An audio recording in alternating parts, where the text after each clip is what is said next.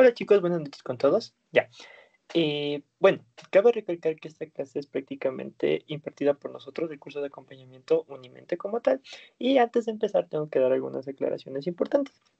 Para los chicos que ya forman o ya se inscribieron a la parte de nivelación, a la parte del curso de acompañamiento, perdón, ya esta es una clase adicional a las que se tiene planificado a lo largo de la semana. Es decir, que las clases que nosotros tenemos, que son dos, lo habitual durante la semana, ya esta es una extra, es decir, que esta semana vamos a tener tres clases, como les había comentado, con el propósito principal de tratar de abarcar en esta semana todo lo que considera el tema de vectores. Dentro de lo que consiste en el primer bimestre como tal, el tema de vectores es el tema que más tiempo lleva en sí estudiar, es decir, que es un tema relativamente largo, por así decirlo, y es por ende que en los horarios establecidos para el acompañamiento como tal suele ser un poquito difícil terminar en una semana, a veces me suele tomar 2 semanas. Entonces este semestre como tal se tomó la opción o se optó principalmente de dar una clase extra como tal, ya para poder abarcar todo lo que debemos de ver en esta semana como tal.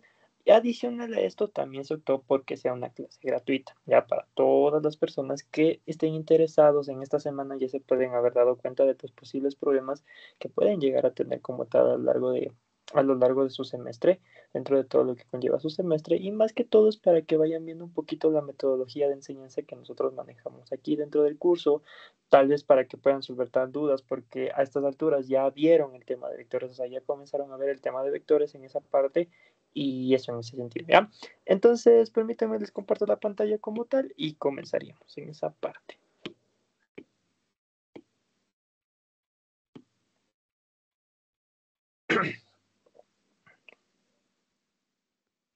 Ya, entonces prácticamente nosotros vamos a hablar el día de hoy ya con lo que tiene que ver con respecto del tema de vectores.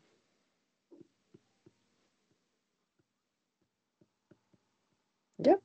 Ustedes prácticamente ya vieron dos temas importantes dentro del área de la física.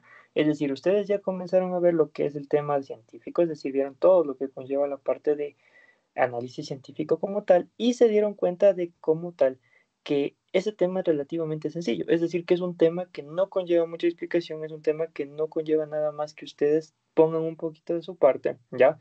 En hacer una pequeña lectura, investigar un poco y más allá de eso no conlleva nada ni temas conceptuales, ni de temas muy técnicos, ni de fórmulas, nada, absolutamente nada, sino que a la larga simplemente son temas que ustedes como tal tienen que poner un poquito de su parte y repasar como tal. Ahora, el tema que comienza a causarles problemas es a partir de este tema que conlleva la parte de vectores. Entonces es sumamente importante que ustedes traten de poner el 100% de su atención, ¿ya? Este tema como tal no es complicado, pero sí tiene su grado de, no de dificultad por así decirlo, sino que es un grado de confusión, porque el enfoque que se le da dentro de la Politécnica, es decir, dentro de que ustedes estudian en el Politécnico como tal, ya no es un enfoque simplemente matemático. ¿A qué me refiero con esto? Un enfoque simplemente matemático. Ya, el enfoque matemático es muy amplio, es bastante grande, por así decirlo. Ya tienen que prácticamente estar estudiando, tienen que estar analizando fórmulas, todo eso. Ya, pero el enfoque matemático que ustedes manejaban dentro del colegio era un enfoque matemático de que les daban la fórmula y ustedes solo tenían que reemplazar valores. No tenían que entender como tal el concepto físico, no tenían que entender de dónde salen las fórmulas, no tenían que entender por qué se da ciertas situaciones. O sea, se supone, en teoría, que todo esto ustedes ya lo deben venir manejando del colegio. Entonces, un ejemplo, si es que yo les pregunto qué es velocidad media en este momento, como tal, ustedes deberían tener la capacidad de describirme qué es velocidad media. Pero ustedes únicamente ven esta fórmula y dicen, esto es una fórmula que viene en el colegio, pero no entienden realmente el concepto físico que hay por detrás. Y ahí es lo que comienzan a tener dificultades, ustedes como las personas que se ponen a resolver realmente este tipo de problemas, cuando no entienden el concepto físico que existe detrás de la fórmula y cómo aplicarlo realmente a un ejercicio que está enfocado a experimentos para entender este tipo de conceptos, ¿ya? Ahora, dicho esto, ese fue un enorme paréntesis, ya para que como que tienen un poco la diferencia que existe entre el colegio y la universidad, que en este punto vuelvo y repito, ustedes ya se deben haber dado cuenta, nosotros dentro de esta área de física manejamos muchas, o la asociamos con ciertas materias, tanto como matemática como geometría.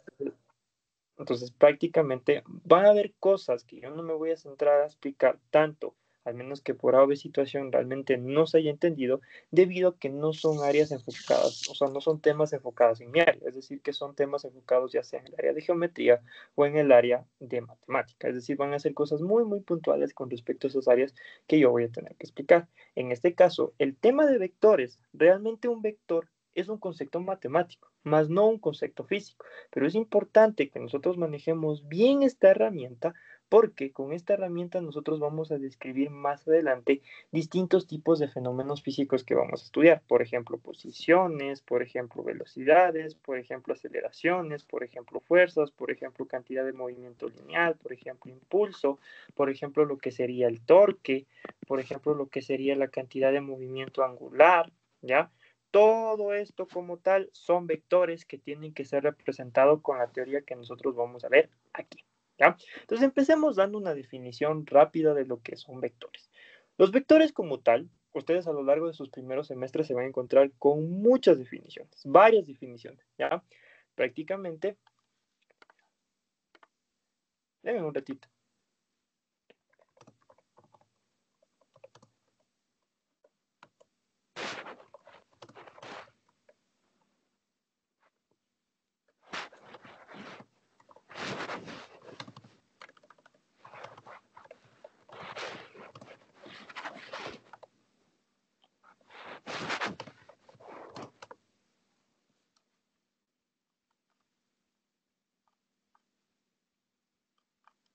Ya.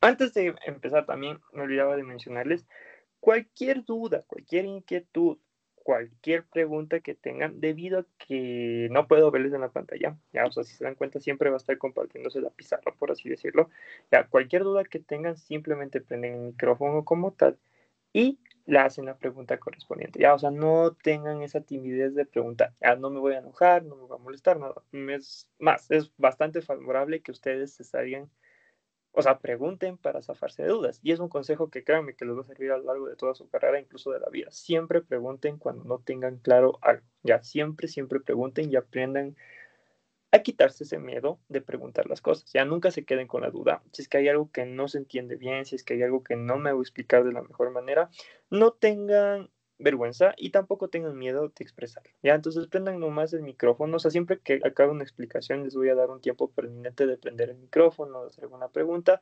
Ya, no importa que no tienen la necesidad de levantar la mano ni nada por el estilo. ¿Ya? Y eso con respecto a esa parte. Y ahora sí. Ahora, como les mencionaba, ahora sí, volviendo al tema principal. Dentro del área de vectores, ustedes a lo largo de su carrera se van a encontrar con muchas definiciones, ¿ya? Es decir, que cuando ustedes vayan a ver álgebra lineal, cuando ustedes vayan a ver lo que sería prácticamente cálculo vectorial, por ejemplo, lo que serían EDOS, tal vez algunos vean ustedes una materia que se llama métodos numéricos, ¿ya?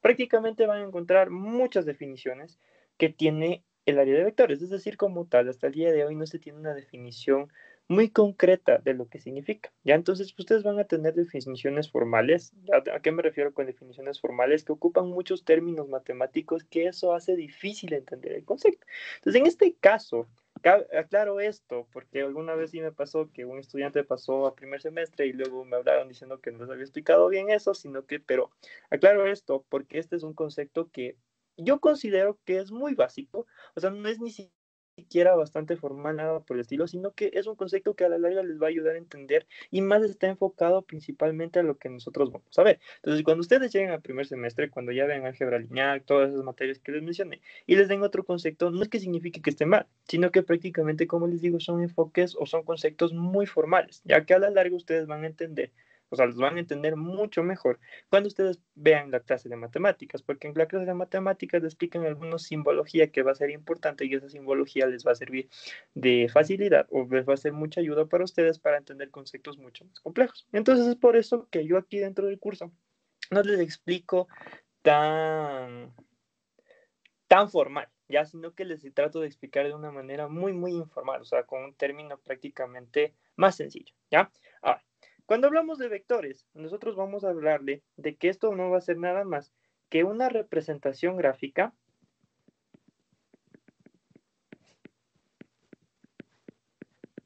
¿ya? De lo que sería una cantidad vectorial.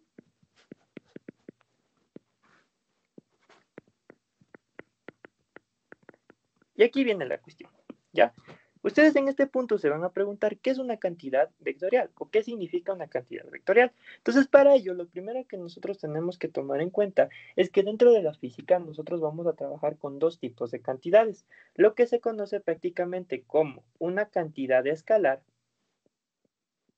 y a la vez también lo que nosotros conocemos como una cantidad vectorial, ¿ya? Entonces vamos a comenzar explicando qué es una cantidad escalar. En términos muy sencillos, bastante sencillitos como tal, ¿ya? Cuando nosotros estamos hablando de una cantidad escalar, simplemente hacemos referencia a que es un número acompañado de una unidad de medida,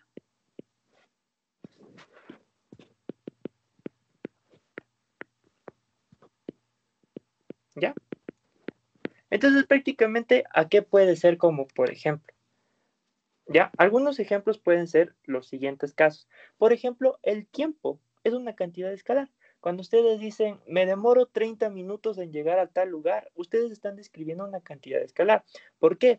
Porque prácticamente tienen un número, ¿ya? Que en este caso sería el número 30, y adicional le están acompañándole de una unidad de medida, que en este caso sería prácticamente los segundos. Es decir, que los segundos es la unidad de medida o una de las unidades de medida, perdón, que eran los minutos, que le habíamos puesto como minutos ya, que los minutos como tal es una unidad de medida que me permite cuantificar o dar una estimación del tiempo. En este caso, vuelvo y repito el ejemplo, que era prácticamente decir, me demoro 30 minutos en llegar a tal lugar. ¿Ya? Entonces, simplemente es eso, es un número que está acompañado de una unidad de medida.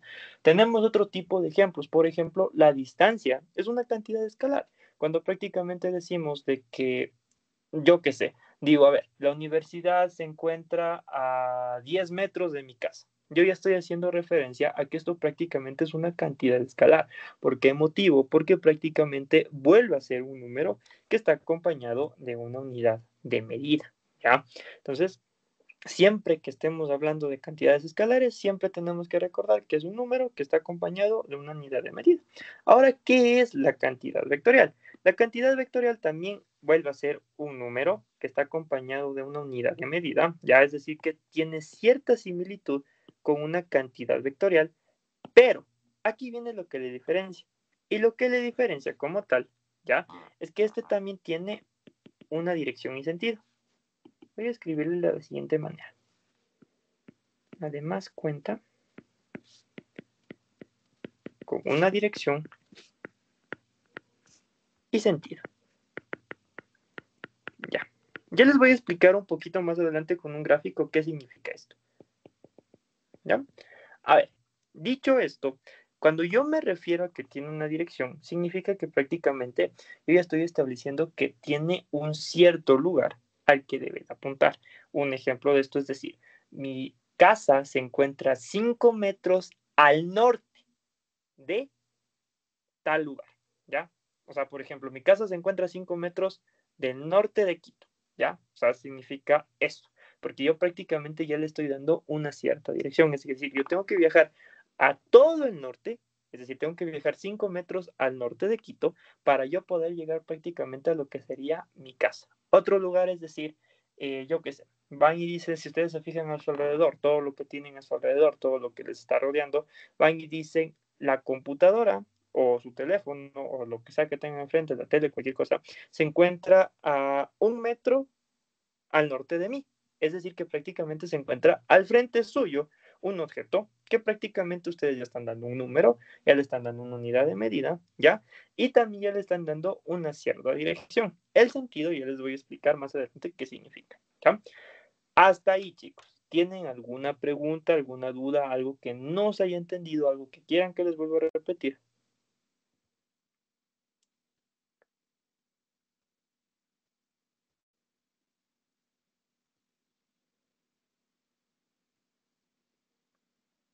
Ya, hasta ahí creo que Mm. todo fácil. Ah, no, dime. Profe, lo que cambia de la vectorial es que solo tiene la dirección y el sentido, nada más, ¿verdad? O sea, sumándole al escalar en sí. Eso es lo que le cambia. Prácticamente. Ya. Ya les voy a explicar con un grafiquito para que se entienda mucho mejor esto, ¿ya? Sí, exacto, Pero, eso. ya. Creo que hasta ahí todo claro, ¿verdad? Ya, entonces ya les voy a decir. Antes de continuar, chicos, ¿tienen prueba mañana? ¿Todos tienen prueba mañana? No, Yo el profe. lunes, pero sí, ya estamos o sea, algunos profesores están tomando pruebas sobre vectores, tengo entendido. Yo tengo que ver. Ya, chicos, ¿quién tiene lección mañana? Levanten la manita. Ahora sí, levanten la manita, por favor, solo para corroborar. Una, dos, tres personas. Ah, ya, no ha sido muchos. ¿Hasta qué tema llegaron de vectores? Pregunta rápida. Yo hoy vi vectores apenas. Ya, antes Vectores de en que... el espacio. Ya, 3D, vectores en 3 dimensiones. Ya, ¿qué más, chicos? Ah, bueno, está por ahí, ya. ¿Y quién no tiene profe? Es decir, ¿quién no ha visto nada de la materia? ¿O todos sí tienen profe? Yo ayer recién tuve profe. Entonces tú sí te saliste atrasadito. Ya, entonces, bueno, entonces parece que no todos como tal. A ver, me parece un poquito raro. O sea, bueno, como alguna vez les dije, bueno, no les he dicho, pero si alguna vez entraron a los lives que hacíamos, y cada profe se maneja de su manera. O sea, se maneja de distintas maneras, ¿ya? Y algunos les pueden tomar lecciones muy chiquititas como tal, otros puede que no, ya entonces como tal, depende mucho del profesor que les esté dando la clase como tal. Me parece un poco raro que ya les tomen pruebas el lunes si lo usual es que siempre tomen pruebas la cuarta semana de haber empezado clases. O sea, empezamos clases el 15 de abril y se debe de comenzar clases el 5 de abril. Entonces sí me parece un poco raro que les estén tomando tan pronto. Pero bueno, ya. Vectores, como les dije, vamos a acabar esta semana. Entonces, eh, lo más probable es que les tomen hasta suma de vectores. Ya, y eso es el propósito de la clase del día de hoy, tratar de llegar hasta suma de vectores. Lo más probable es que sí avancemos todo eso, pero vamos con eso, ¿ya? Ahora, volviendo nuevamente a nuestro enfoque. Nosotros tenemos ya la cantidad vectorial. Al inicio es un poquito difícil de entender, ya que es una cantidad vectorial, pero con este gráfico se va a entender un poquito mejor. A ver, yo lo que voy a dibujar es esto. Ya les voy a explicar por qué motivo tenemos que dibujar un eje Y y un eje X, ¿ya? Y un punto cero.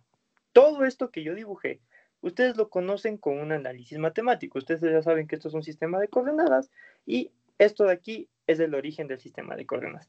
Ya van a entender un poquito más adelante el por qué les estoy dibujando esto y con qué propósito les estoy dibujando y cuál es el propósito que cumple principalmente dentro de la física, ¿ya? Entonces, prácticamente esta flecha que yo estoy dibujando en este momento, esto es un vector. ¿Ya? Simplemente, si ustedes se dan cuenta, prácticamente a la larga un vector es una simple flecha. ¿Ya? Este vector como tal siempre tiene que tener ciertas características que debe de cumplir para que se considere como vector. Y estas características están estrictamente relacionadas con todo lo que acabamos de ver en este momento. Ahora, empecemos prácticamente hablando de la primera característica, que se le conoce principalmente como el módulo. Uy, ¿por qué se borró? O magnitud. ¿Ya? Cuando nosotros estamos hablando del módulo o magnitud del vector, nosotros estamos haciendo referencia a qué tan largo o a qué tan pequeño es el vector que nosotros estamos analizando. Por ejemplo, dentro de este módulo, nosotros podríamos decir que este vector que nosotros estamos analizando puede medir 5 metros. Entonces aquí nosotros ya estamos trabajando con lo que sería la cantidad escalar, porque prácticamente ya estamos trabajando con un número que tiene una unidad de medida. Otro ejemplo de un módulo puede ser 5 metros sobre segundo. ¿Ya? Otro ejemplo de módulo puede ser, yo que sé, 10 newtons. ¿Ya? Otro ejemplo de módulo puede ser 5 kilonewtons por metro. ¿Ya? Otro ejemplo de módulo puede ser, yo que sé, puede ser prácticamente lo que sería 5 newton por segundo. ¿Ya? Entonces prácticamente nosotros podemos tener en cuenta muchos ejemplos de módulos. ¿Ya? Pero que a la larga lo único que significa el módulo o magnitud es simplemente qué tan largo es el vector que nosotros estamos analizando. Entonces, recapitulando, el vector no es nada más que una flecha, ¿ya? Y este vector, para que se considere como vector, una de las características como tal que debe de tener o que se debe de representar es prácticamente su módulo, ¿ya? Es decir, el módulo me indica qué tan largo o qué tan pequeño es el vector. Entonces, nosotros podemos tener por aquí otro vector y este vector va a tener este módulo de aquí, ¿ya? Podemos tener este otro vector por acá y este vector como tal también va a tener un cierto módulo. Podemos tener este vector aquí, ¿ya? Y este vector como tal va a contar con un cierto módulo. Este vector como acá, ¿ya? También va a contar con un cierto módulo. Entonces, a la larga podemos tener una infinidad de ejemplos con respecto de lo que es el módulo, ¿ya? Pero aquí viene lo nuevo. ¿Qué es el sentido? ¿Qué es la dirección? ¿Qué es el sentido? ¿Ya? A ver, primero voy a graficar lo siguiente. Denme un ratito.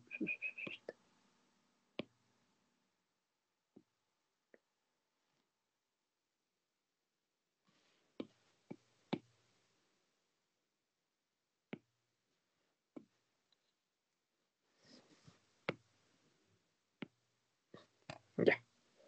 A ver, si ustedes se dan cuenta, esta flecha de aquí forma un cierto ángulo con este eje, ¿ya?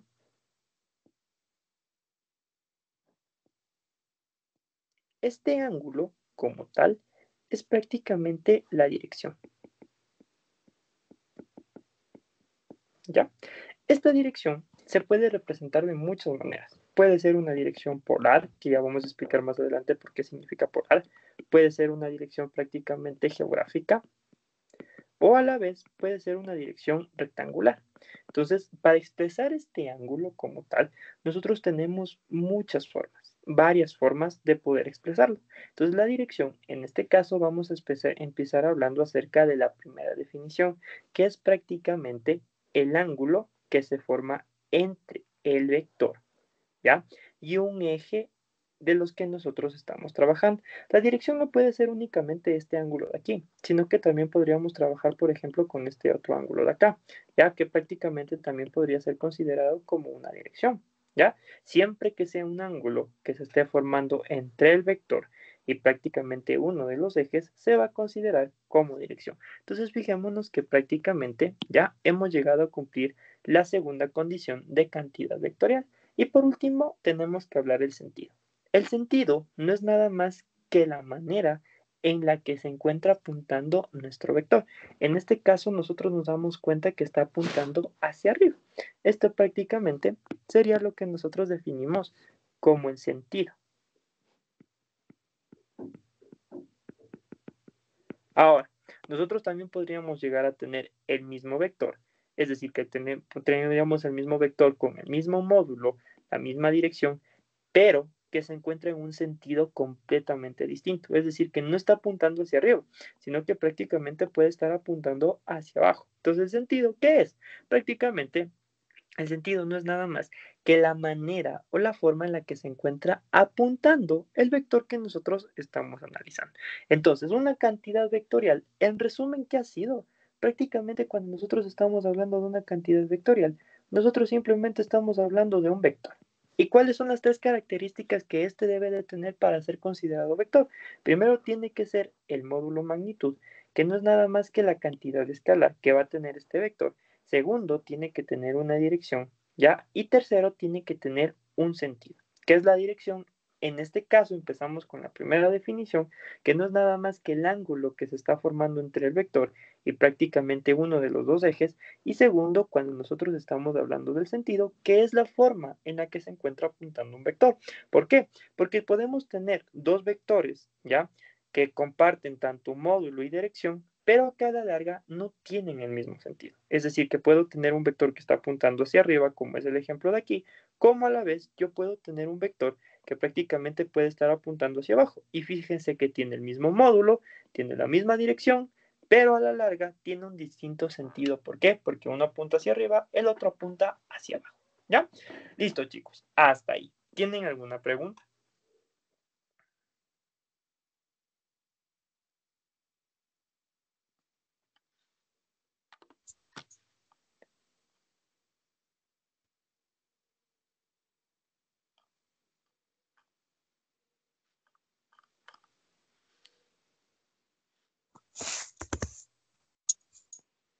Bastante sencillo por el momento. Ahora viene la cuestión. ¿Por qué yo tengo que ocupar este eje X, este eje Y? ¿Ya? Lo primero que yo tengo que definir ahora, que sería prácticamente lo nuevo, por así decirlo, es que cada vez que yo vaya a dibujar un vector, este vector siempre tiene que estar acompañado de un sistema de referencia y un sistema geométrico, ¿ya? Entonces, empecemos definiendo esto. Cuando yo hablo de un sistema de referencia, ¿ya?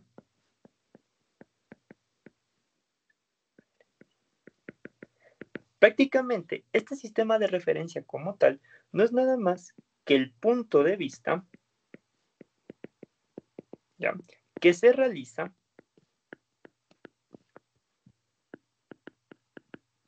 ¿ya? Punto de vista que se realiza el análisis del fenómeno físico.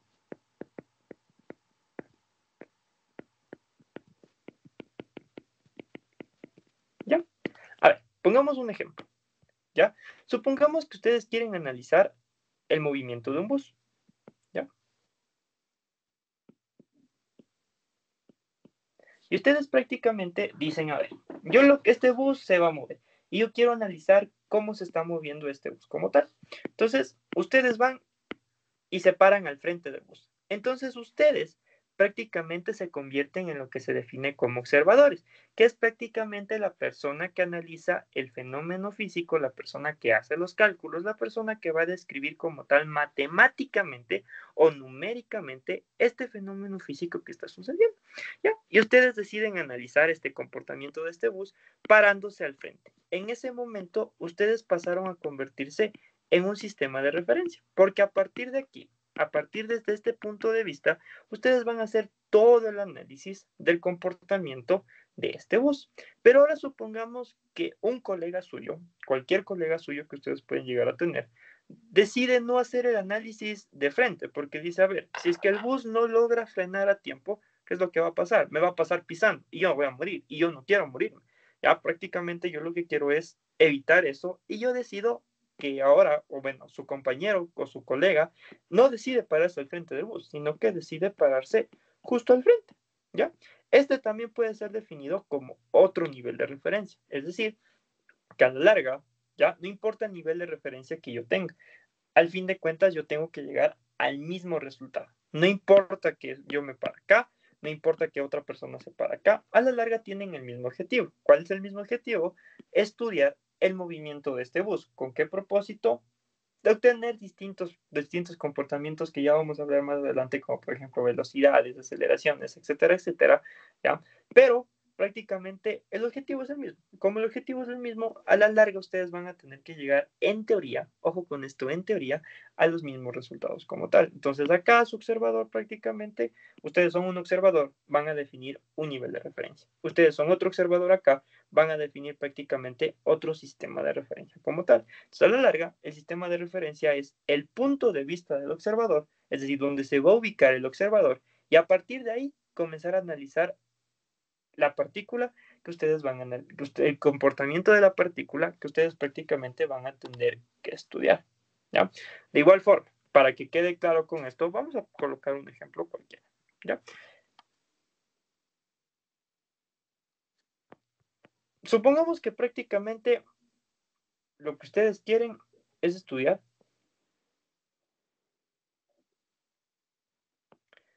cómo se comporta una partícula que está haciendo o que se deja caer, ¿ya? Entonces ustedes dicen un día, se van a lo más alto del edificio de química, un día. Y de lo más alto del edificio de química, ustedes deciden lanzar una pelotita de ahí y prácticamente ustedes lo que quieren es estudiar este comportamiento, es decir, estudiar este movimiento de aquí. Y prácticamente pasa lo mismo. Ustedes van a definir un nivel de referencia. Como ustedes van a estar en lo más alto del edificio, ya prácticamente ustedes van a observar desde aquí, desde lo más alto de dicho edificio. Y a partir de aquí es donde ustedes van a obtener todos los datos necesarios para prácticamente obtener los cálculos, obtener el comportamiento numérico de este movimiento de esta partícula. Pero de igual forma, una persona cualquiera puede pararse en lo más bajo del edificio y de igual manera decidir analizar este comportamiento, pero ya no desde arriba, sino que prácticamente desde lo más bajo. Entonces, a la larga, Ya, en este caso, como lo habitual de su experimento, ustedes van a decir que el sistema de referencia lo colocan aquí. ¿Ya? Y eso es todo. Entonces, el sistema de referencia es el punto de vista desde el cual ustedes van a comenzar a hacer los análisis matemáticos o los análisis numéricos con respecto al movimiento o la partícula que quieren estudiar. Ahora, en base a todo lo que acabamos de ver, cabe recalcar que este sistema de referencia prácticamente es arbitrario. ¿Ya? Es decir, que prácticamente ustedes pueden colocar, cuando ustedes ya tengan los ejercicios, ustedes pueden colocar el sistema de referencia donde ustedes quieran, tomando como cuenta todos los ejemplos, ¿ya? Da igual dónde lo pongan, a la larga van a tener que llegar a los mismos resultados en teoría, entonces da igual que el sistema de referencia lo coloquemos aquí, da igual que el sistema de referencia lo coloquemos acá, da igual que yo le coloque aquí, da igual que yo que sé, tengo la posibilidad, me subo en un helicóptero y me voy más arriba y prácticamente yo quiero analizarle desde mucho más alto y aquí coloco mi sistema de referencia. Da igual cómo le coloque, a la final ese sistema de referencia es completamente arbitrario, ¿ya? Esto tiene un propósito. Y el propósito de primero definir el sistema de referencia es que me va a ayudar con algo. Y cabe recalcar que todo sistema de referencia, sea cual sea el sistema de referencia que nosotros tengamos, siempre se va a encontrar conectado con lo que sería el sistema de coordenadas. ¿Ya? ¿Qué es el sistema de coordenadas? Prácticamente cuando nosotros estamos hablando de sistemas de coordenadas, nosotros hacemos referencia a ejes numéricos y estos ejes numéricos que se encuentran orientados.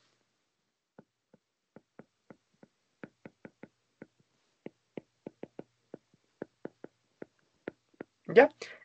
A la larga, estos son lo que nosotros conocemos como prácticamente el eje X, el eje Y, ¿ya? Y más adelante lo que nosotros también vamos a tener como el eje Z. Simplemente son ejes numéricos que a la larga se van a encontrar orientados. ¿Qué significa orientados? Que prácticamente van a tener una cierta dirección. Ahora, ¿qué tiene que ver esto con esto? O sea, ¿por qué yo estoy definiendo en este momento y me están diciendo, jaja, loquito, se está inventando la clase? Tiene mucho que ver.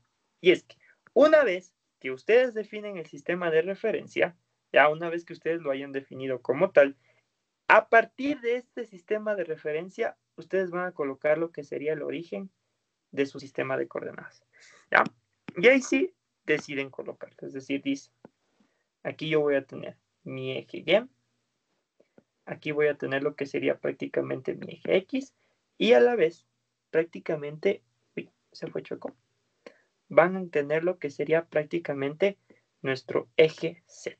Entonces, el sistema de referencia me ayuda para yo colocar el origen de mi sistema de coordenadas. En otras palabras, lo que prácticamente sería el punto 0, 0, 0. Es decir, el punto donde todo, absolutamente todo, vale 0. Y con ayuda de este sistema de coordenadas, yo voy a poder definir qué tan largo, es decir, voy a poder definir el módulo de mi vector, las direcciones de mi vector y el sentido de mi vector, apoyándome netamente de lo que es este sistema de coordenadas. En conclusión, el sistema de referencia es sumamente importante porque a partir de ese sistema de referencia yo voy a colocar lo que sería el origen de mi sistema de coordenadas y ese sistema de coordenadas me va a permitir prácticamente, ¿ya? Lo que me va a permitir es darle valores numéricos y darle ciertas direcciones a cada uno de los vectores que yo voy a estudiar con respecto al comportamiento de esta partícula que yo voy a analizar, ¿ya? Cabe recalcar que estos son ejes que tienen un cierto nombre, que prácticamente se conocen como los ejes rectangulares, ¿ya?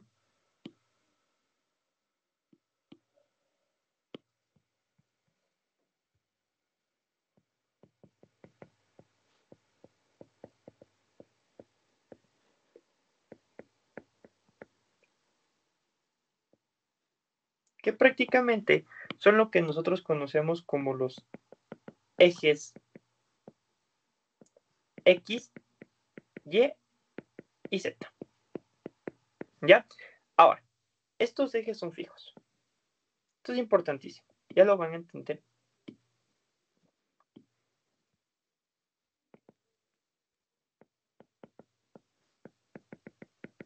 Ya, estos ejes son sumamente importantes a entender porque son fijos. Es decir, si ustedes dicen que el sistema de referencia es así, es decir, que X está acá, Y está acá y Z está acá, tienen que trabajar con esos ejes durante todo el movimiento, ¿ya? No importa que la partícula esté más abajo, no importa que la partícula esté más arriba, ya, absolutamente ya no importa. Estos ejes quedan así para todo el análisis que nosotros estamos haciendo. No es que en algún momento yo voy a decir, ya no quiero que X esté a la derecha, ahora quiero que X esté a la izquierda. Ya no pueden hacer eso. Entonces esto tiene una cierta limitación. Es que cuando ustedes trabajan con ejes rectangulares, si les definen de una manera, prácticamente se va a quedar así para todo el movimiento. Absolutamente ya no va a ser igual para ningún otro movimiento. Perdón, ya no le van a poder cambiar así ustedes más quieran. ¿Ya? Ahora, vamos a estudiar dos ejes más. Bueno, se estudiaron. Los ejes naturales sí los vamos a estudiar, es decir, que los ejes naturales son parte del curso, pero antes también se estudiaba lo que era ejes polares. Estos ejes polares ustedes lo veían prácticamente en la materia de mecánica newtoniana, pero hace algunos años atrás decidieron quitar esto del sílabo, es decir, ya no les enseñan análisis de movimiento en ejes polares y solo se centran en analizar estos dos tipos de movimiento. ¿Fue bueno o fue malo? Yo diría que 50-50, la verdad, ¿ya? Pero si alguno de ustedes está estudiando para mecánica, o sea, quiere sacar ingeniería mecánica o ingeniería, sí, bueno, ingeniería mecánica, porque creo que en ingeniería mecatrónica y en ingeniería de materiales no ven, pero en ingeniería mecánica, dentro hay una materia que se llama la materia de dinámica, ¿ya? En esa materia sí trabajamos con ejes polares, es decir, nosotros sí nos centramos en analizar ejes polares como tal, ¿ya? Bueno, dentro de la materia de física, que es lo que a nosotros nos interesa como tal, nos centramos en estudiar movimientos en ejes rectangulares y movimientos en ejes naturales, ¿ya? Y prácticamente los ejes naturales, que los vamos a ver muy adelante, bastante adelante, no lo vamos a ver en esta parte de vectores, son lo que se conoce como el eje tangencial y a la vez también lo que nosotros tenemos como el eje normal, ¿ya?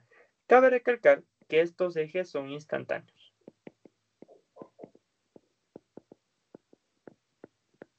¿Ya?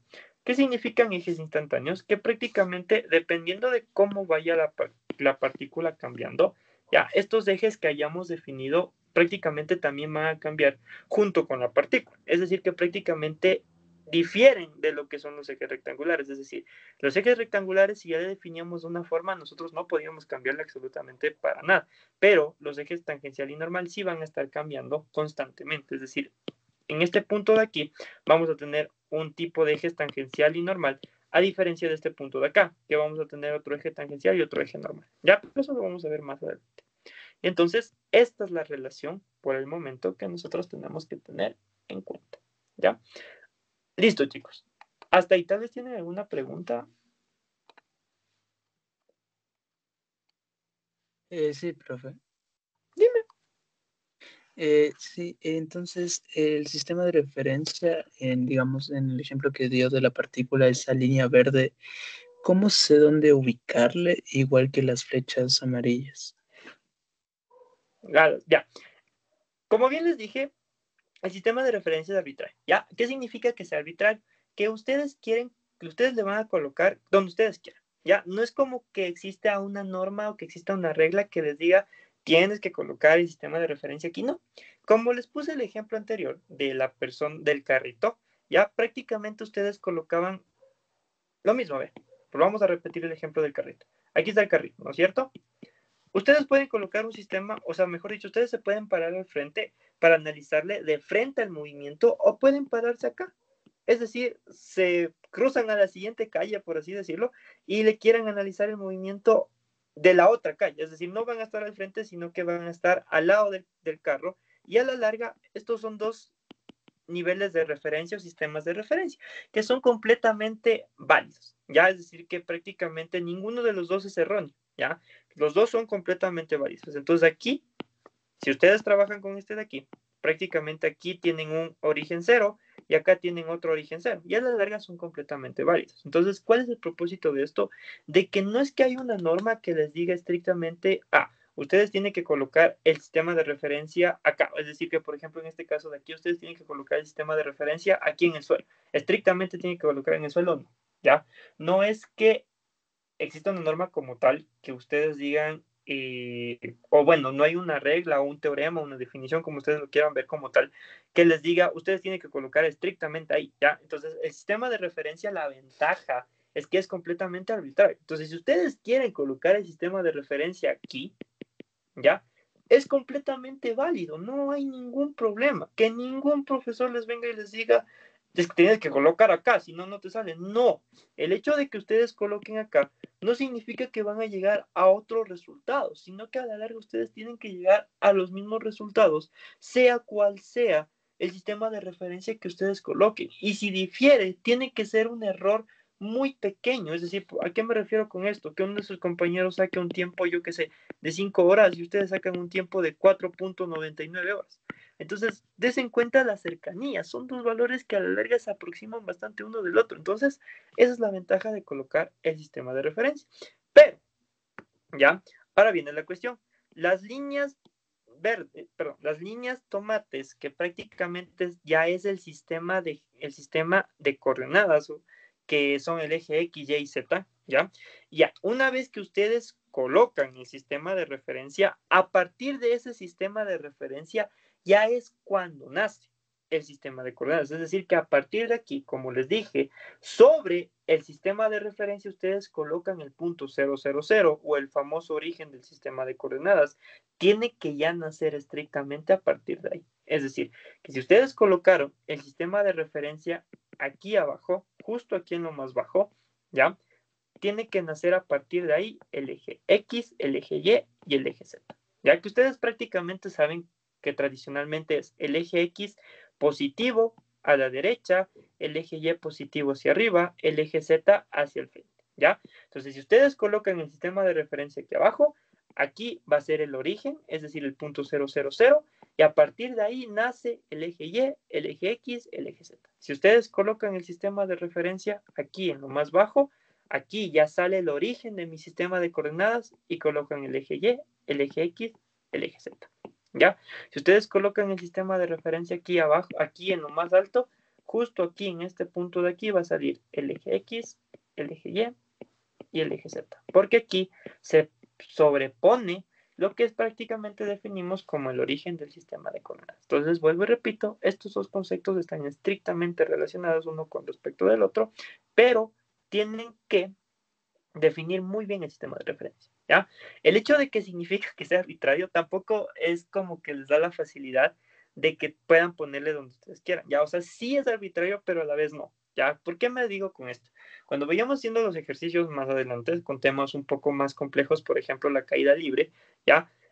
Ahí yo les doy una recomendación, pero esa recomendación no significa que sea norma, sino que va a haber casos que a veces por la experiencia ya uno se da cuenta de que colocar el sistema de referencia en un cierto punto es mucho más fácil que colocar el sistema de referencia en otro lugar, porque al colocar en determinado punto como tal, se simplifican un montón de cálculos. ¿Ya? Eso. ¿Quedó un poco más claro o necesitan algún otro ejemplo más? Sí, profe, sí, quedó claro. Listo, chicos. ¿Alguna otra pregunta más?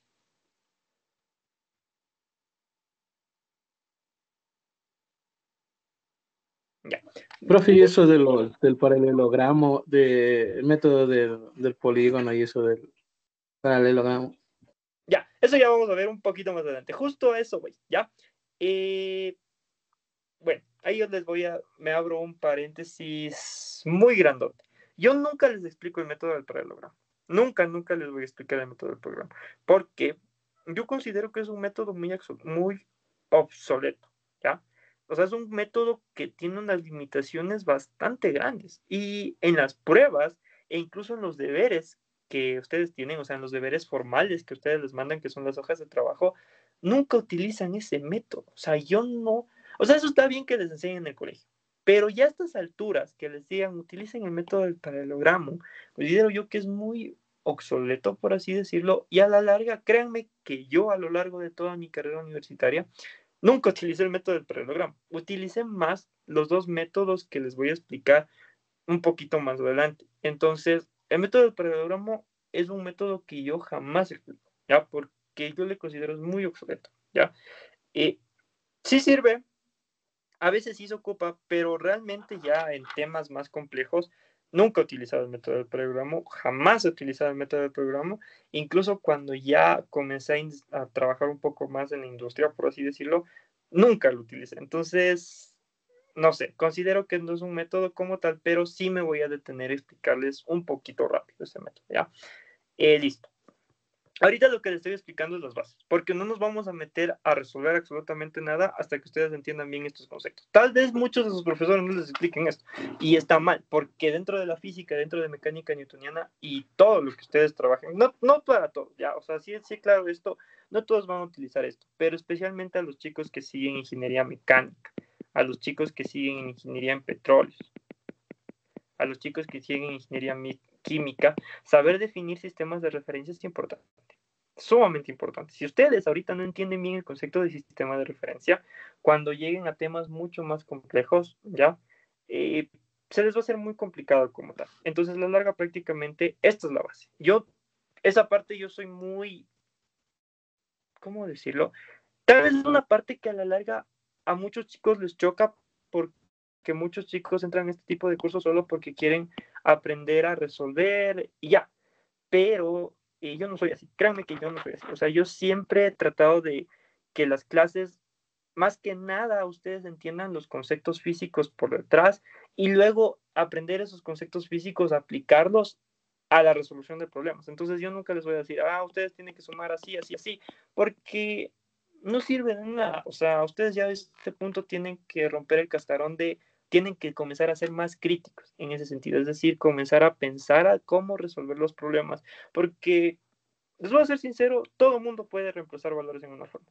Ya, o sea, si tú le pones a una persona, la persona más tonta del mundo, yo sé que tal vez suena un poquito feo, a decir reemplaza esto en esto, sí lo va a poder, pero ustedes no. Ustedes tienen que ser completamente diferentes. Ustedes tienen que romper ese cascarón y prácticamente tienen que comenzar a analizar ya los problemas. Tienen que comenzar a plantearse a cómo resuelvo un problema, cómo aplico la teoría de la resolución de problemas y no simplemente cambiar fórmulas por cambiar, ¿ya? Bueno, algún día les explicaré el por qué, pero ahorita no es el caso, ¿ya? Dicho esto, si ustedes se dan cuenta, hay una palabra que yo he repetido mucho: movimiento, movimiento, movimiento, movimiento. Ya, tal vez alguno de ustedes se preguntó el hecho de por qué estoy repitiendo cada rato movimiento, movimiento, movimiento, movimiento. ¿Ya? Y porque el propósito principal que nosotros tenemos en este momento es que dentro de la física, ¿ya? Lo que nosotros nos centramos en estudiar es la parte del movimiento. Y para nosotros poder dar un valor numérico a este movimiento, nosotros tenemos que apoyarnos acerca de lo que son los vectores. Es decir, que con ayuda de los vectores yo puedo dar una cierta cantidad numérica y una cierta dirección a un determinado movimiento de una cierta partícula. Pero, ¿qué es el movimiento? ¿Qué se conoce como movimiento? Cuando nosotros estamos hablando de movimiento, prácticamente hacemos referencia a que el movimiento, ¿ya?, de una partícula, ya les voy a explicar también rápidamente qué es una partícula, ¿ya?, es el cambio de lugares.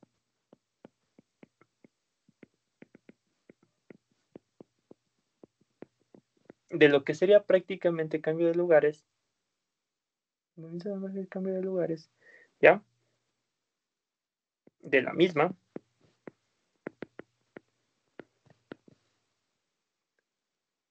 con respecto a un sistema de referencia,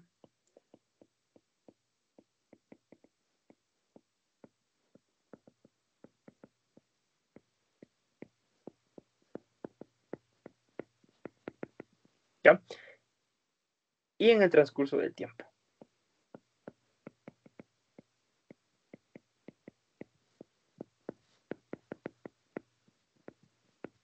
Ya. Entonces, prácticamente dentro de la física lo que nosotros nos vamos a centrar es estudiar todo lo que se define como el movimiento, ¿ya? Aquí viene una clasificación importante. Nosotros siempre vamos a estudiar dos grandes grupos de cuerpos, ¿ya? En este caso, lo que nosotros vamos a estudiar, o lo primero que nosotros nos vamos a centrar en estudiar, es lo que definimos prácticamente como partículas. ¿Qué significa una partícula? Cuando nosotros estamos hablando de una partícula, nosotros estamos haciendo referencia a que este es un cuerpo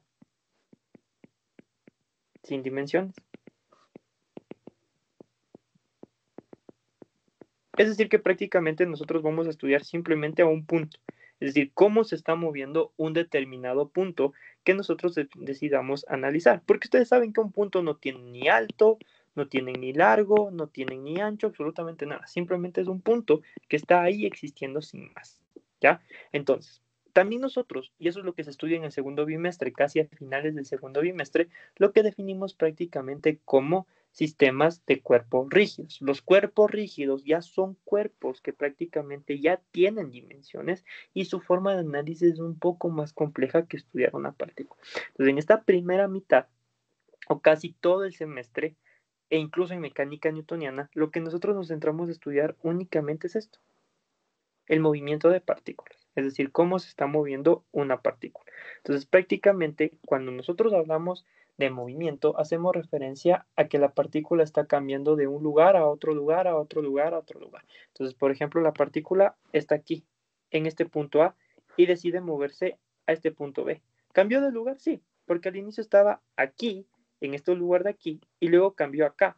Luego la partícula prácticamente cambió acá. Luego la partícula cogió y cambió acá, luego la partícula volvió acá y luego puede que la partícula vuelva al punto A. Entonces eso prácticamente es un movimiento. Si nosotros hablamos en términos generales, nosotros siempre estamos en movimiento hablando en ámbitos generales. Por ejemplo, si ustedes cuando cambian, o mejor dicho, cuando se van de su casa a la universidad, están cambiando de lugares, están generando un movimiento. ¿Por qué? Porque al inicio ustedes se encontraban en un determinado lugar, que era prácticamente su casa, y luego decidieron cambiarse a otro lugar, que era prácticamente lo que sería la universidad. Entonces hubo un cambio de lugares, ¿ya? Ese cambio de lugares tiene un cierto nombre que ya lo vamos a describir mucho más adelante, ¿ya? Pero a la larga eso es el movimiento, y ese movimiento se da con ciertas características que incluso vamos a describir, e incluso ustedes se les puede considerar como partículas. Cuando ustedes se suben al bus, prácticamente se puede considerar como una partícula el movimiento de ese bus. Cuando ustedes prácticamente están en su casa, en su cama, no sé, se suben a una bicicleta, ese prácticamente el movimiento sobre la bicicleta se puede considerar como una partícula. Cuando prácticamente se suben en un avión, si han tenido la oportunidad, yo no he tenido la oportunidad, ya, algún día espero sí, ya.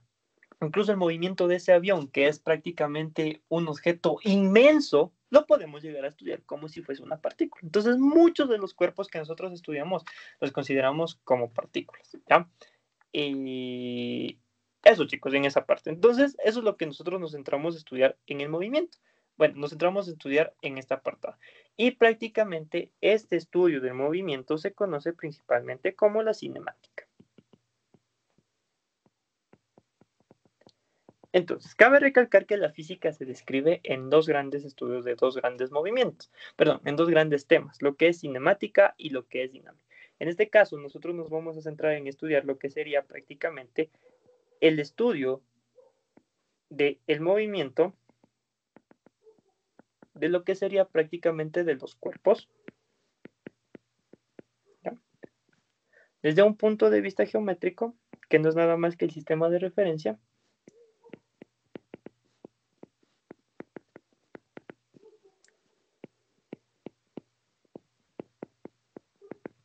¿ya? Sin considerar las causas que lo modifican.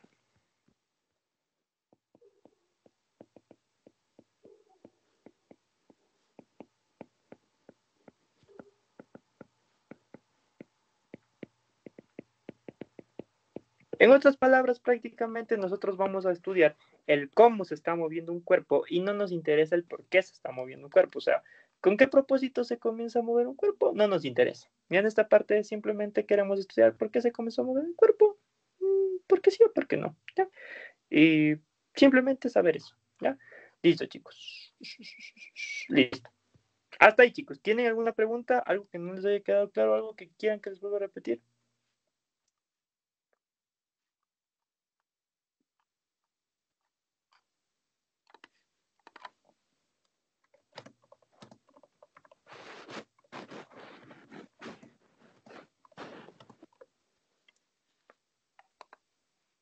Ya.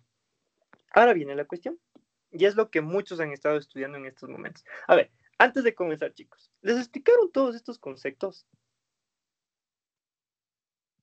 Ya, déjenme No. solo. Ya. Sí. No, A ver, No, profe. nada que ver. Va, levanten las manitos a quienes no le No, explicaron tampoco. estos conceptos.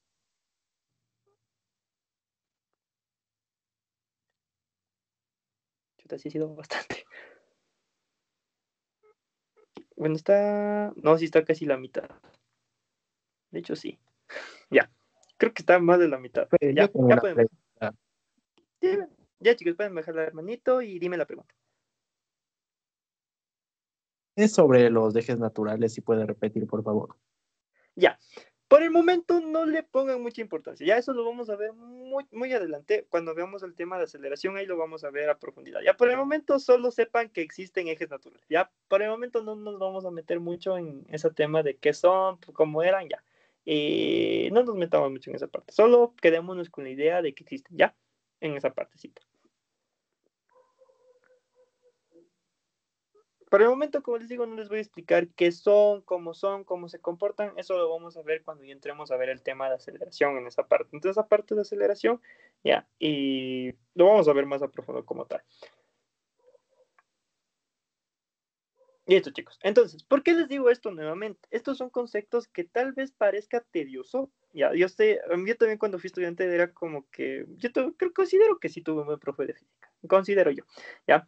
Y me explicaba mucho esto y al inicio yo entendía, decía, ¿por qué? O sea, como les digo, yo entré con la mentalidad, con la misma mentalidad que ustedes. O sea, yo también entré a la universidad, tal vez tengan ustedes 18, 17, 19 años, y realmente a esa edad todavía no tenemos una mentalidad muy clara o muy forjada. Y entender este tipo de conceptos es sumamente importante porque, como les digo, a la larga van a servir. Tal vez no a todos, porque no todas las ingenierías trabajan con esto. O sea, a la larga es como que algunas ingenierías se desligan y dejan de tomar en cuenta estos conceptos, pero es importante siempre entender el concepto principal antes de meternos a calcular. Yo les digo esto porque yo a medida de que fui pasando los semestres, llegó un punto de la carrera, es decir, cuando ya la carrera se puso interesante, es decir, que prácticamente yo dejé de tomar las materias comunes y comencé a tomar las materias que son específicamente de mi carrera. Yo tuve profes que sí han trabajado en la industria, es decir, que profesores que sí se tomaron o sí se toparon con ejercicios en la vida real. Y esos problemas que ellos presentaron o que ellos afrontaron, siempre me los tomaban en las pruebas. Y a la larga era como que chuta, o sea, no era como que un ejercicio, no sé, veía unos numeritos y metía la fórmula, no.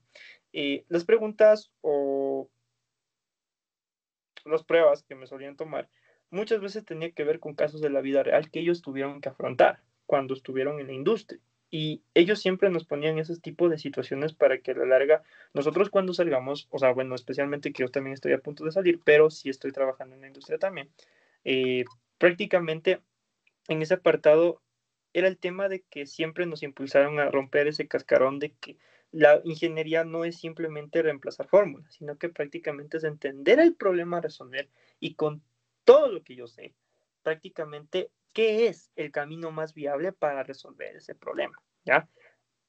Y tal vez sí se topen con esos profes. Esos profes, créanme que son los mejores profesores que se pueden topar en la carrera en ICT. Y yo por eso he tratado de seguir ese ejemplo y por eso les explico esto. No quiero que nos metamos a resolver problemas sin que me entiendan en la parte teórica, ¿ya?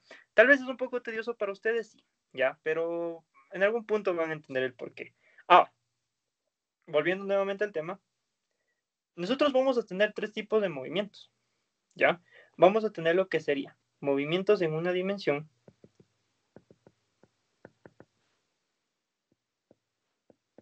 lo que va a ser, no sé si dibujarles ahorita o despuesito. Les voy a dibujar ahorita. Lo que sería movimiento en dos dimensiones, ¿ya? Y por último, movimiento en tres dimensiones.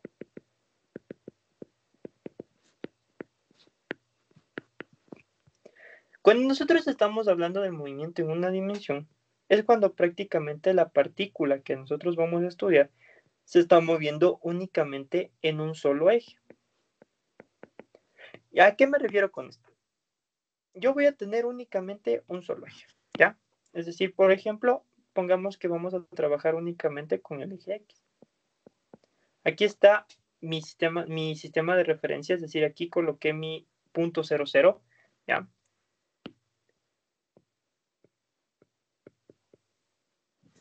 Y aquí tengo la partícula. Entonces, la partícula únicamente se está moviendo solo sobre este eje. Es decir, que prácticamente o bien se mueve a la derecha o bien se mueve a la izquierda. Entonces, solo tiene un solo tipo de movimiento, por así decirlo. Eso se conoce como grados de libertad, ¿ya? Eso me lo explicaron en la carrera cuando fui estudiante, pero no les voy a explicar tanto ese tema, todavía no, ¿ya? Solo quiero que tengan claro de que cuando estamos hablando de movimiento en una sola dimensión, es que la partícula solo se está moviendo en un solo eje, es decir, en este caso del ejemplo del eje X, o bien la partícula se está moviendo sobre lo que sería o bien a la derecha, o la partícula bien se comienza a mover solo a la izquierda. Si nosotros estuviéramos trabajando, por ejemplo, en el eje Y, la partícula o bien se mueve solo hacia arriba o bien se está moviendo solo hacia abajo, pero démonos cuenta que estrictamente se está moviendo únicamente solo sobre un solo eje, ¿ya? Ahora, cuando nosotros estamos hablando del movimiento en dos dimensiones, prácticamente a este movimiento se le conoce habitualmente como lo que definimos como el movimiento en el plano.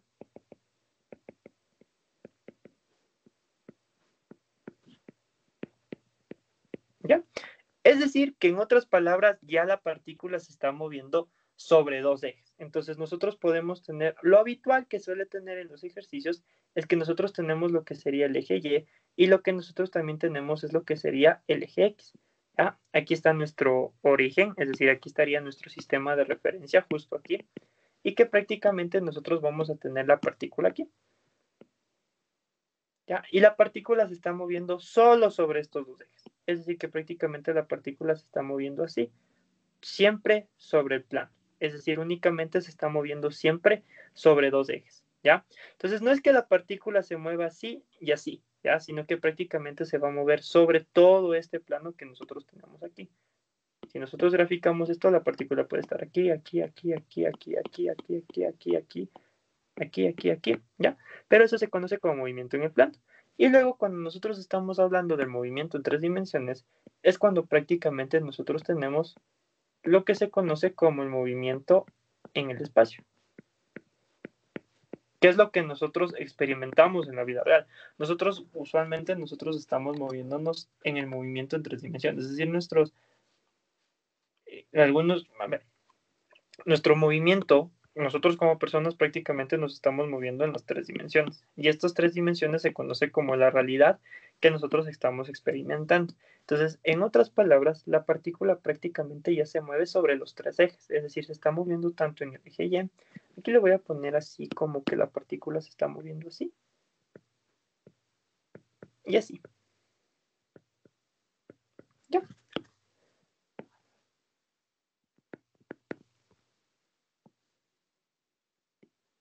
Ya. Como les mostré, el espacio usualmente o habitualmente, ¿ya? Prácticamente se le puede representar como un cubito. Ya, a ver, déjenme dibujarle rápidamente ese cubo. Voy a poner otro color si no se van a confundir.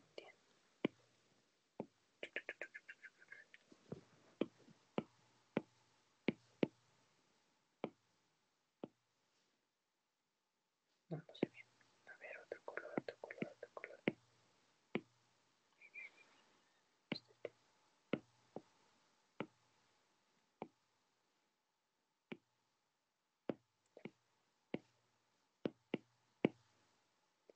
Este aquí. Este por aquí.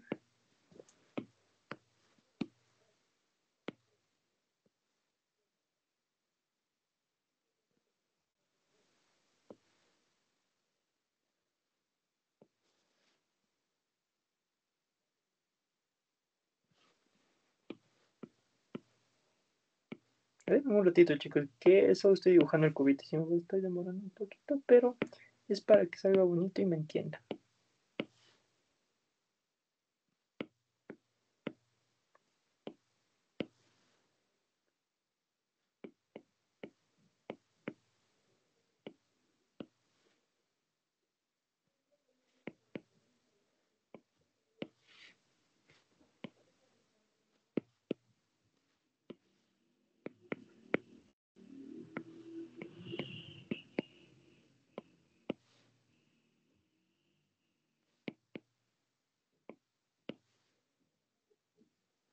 Ya. Entonces, prácticamente Y prácticamente nosotros tenemos que usualmente el espacio nosotros le representamos como un cubo. Entonces, prácticamente cuando hablamos de que una partícula se está moviendo en el espacio, significa que la partícula se está moviendo dentro de este cubo de aquí. Es decir, puede que la partícula... No olvide de cambiar de configuración. Ya. Entonces, puede que la partícula esté aquí y luego puede que la partícula pase acá, generando este movimiento. Pero si se dan cuenta, prácticamente la partícula se está moviendo sobre este cubo de aquí, que se está formando sobre los tres ejes, es decir, que se está formando sobre el eje X, sobre el eje Z y sobre el eje Y. Luego puede que la partícula prácticamente pase acá, es decir, que ahora tuvo este movimiento de aquí. Luego puede que la partícula pase acá, es decir, que tuvo este movimiento de aquí, y que ahora luego nuevamente la partícula pase acá, con este movimiento que prácticamente pudo haber obtenido en la parte de acá, generando este movimiento de aquí. Luego puede que la partícula puede que salte acá, ¿ya? Y así sucesivamente. Entonces son los tres tipos de movimiento que nosotros tenemos. El movimiento más fácil, que no lo tocamos mucho en este primer apartado, pero que sí lo vamos a tocar más a profundidad en temas más adelante, es el movimiento que se produce en una sola dimensión. Entonces, para ámbitos de ejemplificar, para ámbitos de estudio como tal, nosotros tenemos lo que sería el movimiento en dos dimensiones, que es el movimiento que se da en el plano, ¿ya? Listo, chicos.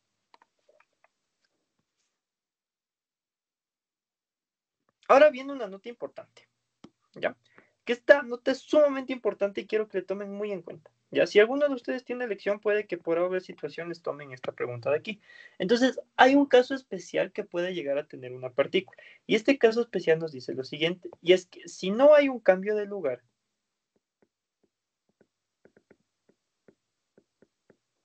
¿ya? Prácticamente se dice que la partícula, ¿ya? Está en reposo. Y este reposo se da con respecto, obviamente con respecto, déjenme ver si me entra, creo que sí me entra. No, me lo voy a poner aquí abajo mejor. Con respecto al sistema de referencia y en el transcurso del tiempo.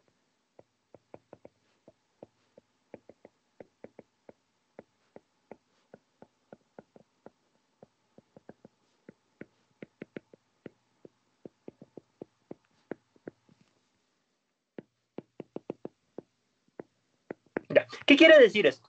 Que por más que el tiempo siga avanzando, es decir, pueden pasar los segundos, pueden pasar los minutos, pueden pasar las horas, la partícula siempre está en el mismo lugar. Es decir, que la partícula prácticamente no ha cambiado absolutamente de lugar. Es decir, que si nosotros estamos sentados en teoría, es decir, en la teoría como tal, nosotros nos encontramos en reposo, porque prácticamente nosotros nos encontramos sentados en un lugar de estudio. Es decir, nosotros podemos estar en nuestro cuarto, en el comedor, en la sala. En este caso yo estoy obviamente en mi cuarto como tal, prácticamente yo me encuentro en reposo. ¿Por qué motivo? Porque prácticamente yo no me estoy cambiando de lugar. Es decir, por ejemplo, mi mami que está en el colegio, si ella se pone a verme, ella sería el sistema de referencia. Y prácticamente como tal, ella me está viendo directamente y ella siempre me está viendo que estoy aquí en el cuarto. Entonces prácticamente desde su punto de vista, yo no estoy cambiando de lugar. Ya, yo puede que esté moviendo las manos, puede que esté hablando en estos momentos, puede que esté agitando mi cuerpo como tal, pero a la larga yo no me estoy cambiando de lugar. Es decir, que prácticamente yo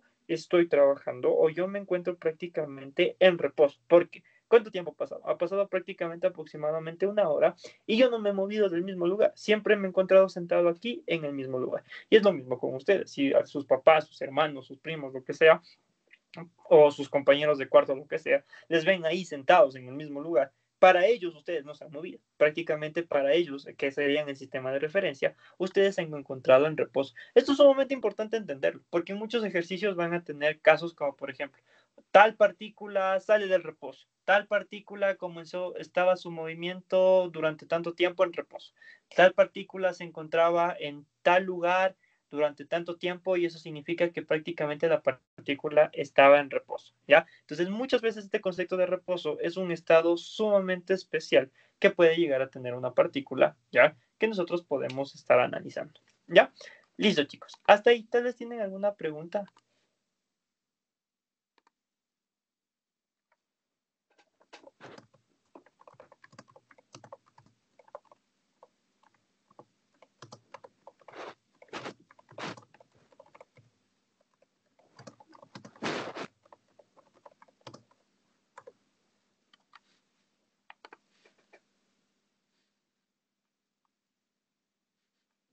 Ya chicos, entonces, hasta ahorita, qué tan difícil les ha parecido la materia? ¿Les ha parecido difícil? ¿Les ha parecido complicado? Sí me gustaría escucharles, la verdad. Este semestre me propuse escucharles un poquito más a ustedes, porque a veces siento que no les escuchaba mucho.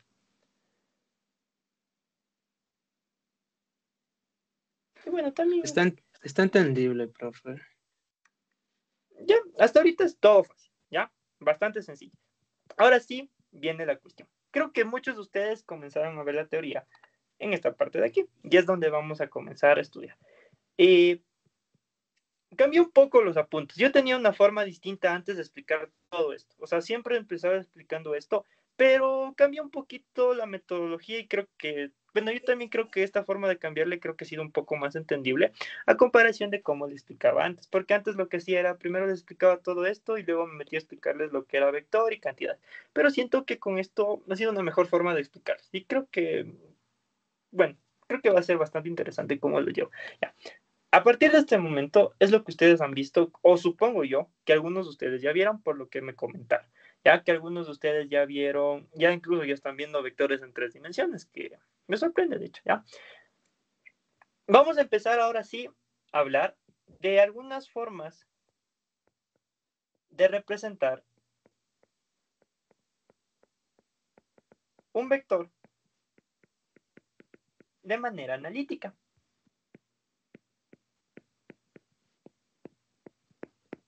Ya.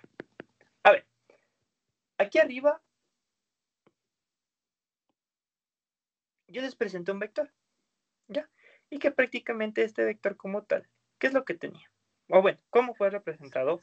Realmente este vector como tal fue representado de una forma que se conoce como gráfica. Es decir, yo prácticamente me apoyé de lo que es un gráfico para explicarles qué es un vector. Pero muchas veces, e incluso en la vida real, para nosotros representar una cantidad vectorial, a veces suele ser un poco complicado.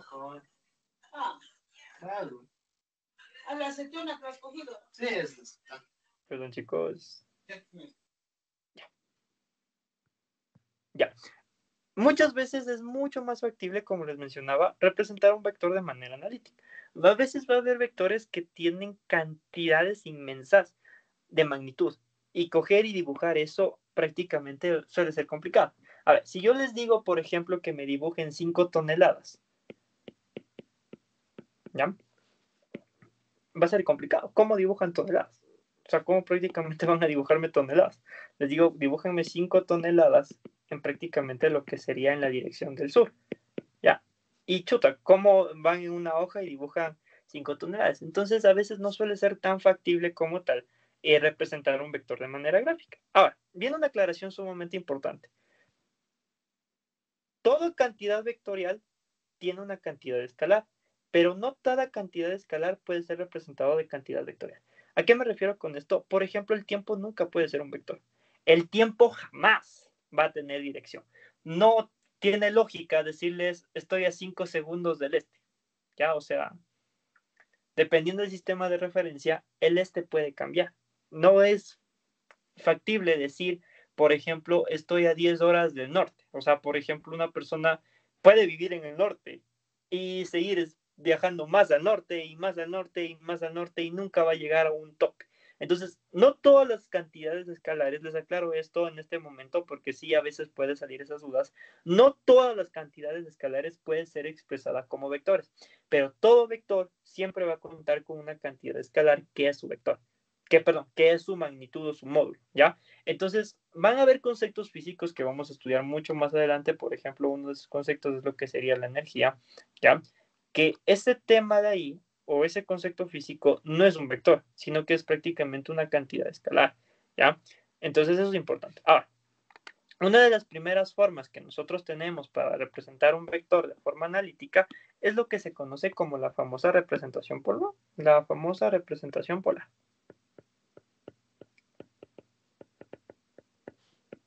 ¿Ya? ¿Cómo se da esta representación polar? De aquí viene tal vez lo que algunos de ustedes ya vieron. Para la representación polar, lo primero que nosotros tenemos que hacer es colocar el nombre del vector. ¿Ya? Eso no les mencioné. Todos los vectores como tal siempre van a tener un cierto nombre. Por ejemplo, este vector que yo utilicé como ejemplo se puede llamar el vector Pepito, por ejemplo. Yo puedo decir, mira, ahí viene el vector Pepito. O yo puedo decir, ahí viene el vector Juanito. ¿Ya? O puedo decirle, ahí viene el vector K. Todos los vectores como tal siempre van a tener un nombre.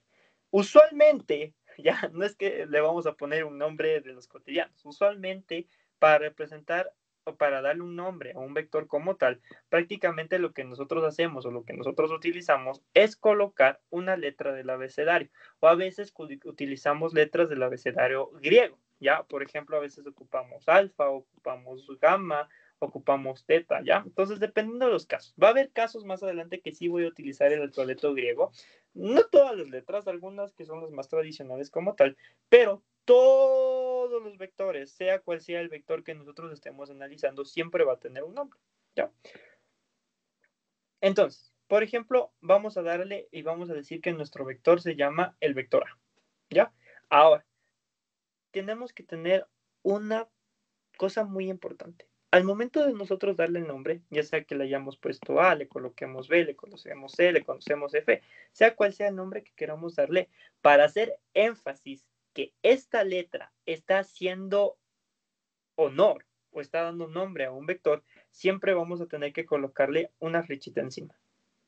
Esta flechita que yo le estoy colocando aquí encima te hace referencia a que esto es un vector.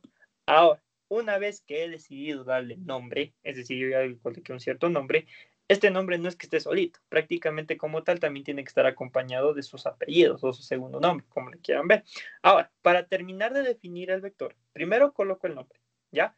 Y luego, una vez que haya colocado el nombre como tal, prácticamente yo coloco lo que serían las características. ¿Cuáles eran las características? Recuerden que el vector prácticamente tiene un módulo, tiene una dirección y tiene un sentido, ¿ya? Pero en la representación polar solo vamos a utilizar su módulo, ¿ya? Para representar el módulo es nuevamente el nombre del vector, pero prácticamente sin la flechita, ¿ya? Esto es el módulo. Y luego coloco la dirección. Ahora, esta dirección viene lo importante, y es que esta dirección como tal tiene un signo, ¿ya? Todo vector, toda dirección que nosotros estemos colocando, siempre va a tener un determinado signo, ¿ya? Y este signo que le acompaña a la dirección es la que me va a encargar o es la que se va a encargar de decirme el tipo de sentido que va a tener el vector que nosotros estamos analizando. ¿Cómo se coloca esta dirección? De la siguiente manera. Entonces, aquí se encuentra nuestro vector, ¿ya? Y aquí se va a encontrar nuestro eje. Si se dan cuenta, ¿ya? El ángulo se forma por encima del eje que nosotros estamos analizando, prácticamente se va a considerar que es positivo, ¿ya? Es decir, que prácticamente va a trabajar con el signo más. Entonces, prácticamente para darme cuenta yo de que esta dirección va a ser positiva como tal, ¿ya? Y en este caso lo que me va a dar como resultado es un sentido hacia arriba, tiene que, por A o B circunstancias, si ustedes quieren dibujar, prácticamente este se dibuja, ¿ya? En contra de las manecillas del reloj.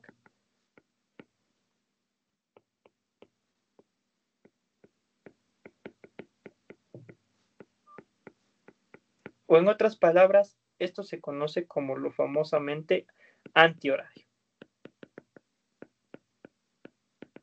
¿ya?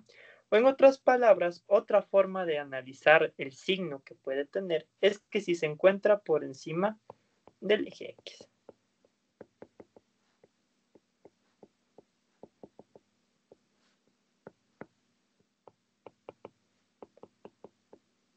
¿Ya? Ahora, prácticamente, si nosotros tuviéramos ahora lo contrario, es decir, que prácticamente tenemos aquí nuestro eje X como tal, ¿ya? Y aquí nosotros tenemos nuestro vector como tal. Aquí está el ángulo. Ahora fíjense cómo prácticamente el ángulo se encuentra por debajo del eje X. Cuando esto sucede, prácticamente nosotros vamos a decir que este ángulo va a tener que tener un signo negativo, ¿ya? Es decir, que vamos a utilizar, en vez del más, vamos a tener que utilizar lo que sería el menos, ¿ya? Y prácticamente lo que nosotros vamos a tener es que, si ustedes se dan cuenta, si quisiéramos dibujarle, en este caso ya se dibuja a favor de lo que serían las manecillas del reloj, ¿ya?